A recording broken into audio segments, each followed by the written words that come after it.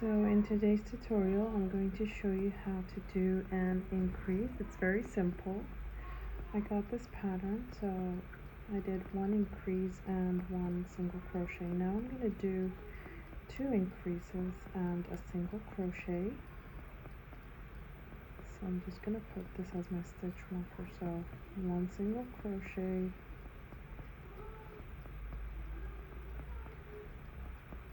two single crochet, and then an increase. So for your increase, you will need to do a single crochet in the same stitch twice. So I'm going to go inside the first yarn, yarn over, pull through. You have two, so I'm going to yarn over, pull through two. Now you repeat the same thing in the same stitch. So insert, yarn over, pull through two, and then yarn over, pull through two. That is basically a increase over here. So I'm going to go ahead and do the whole round and show you.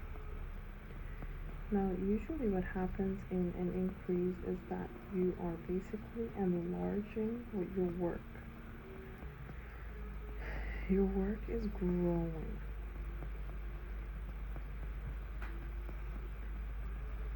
And make sure you keep track of whatever you're working on.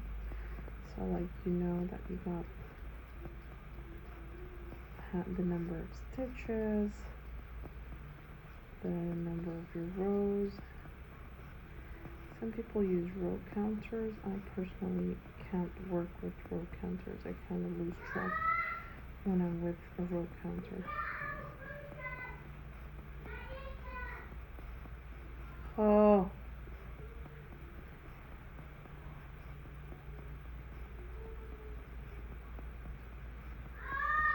Oh.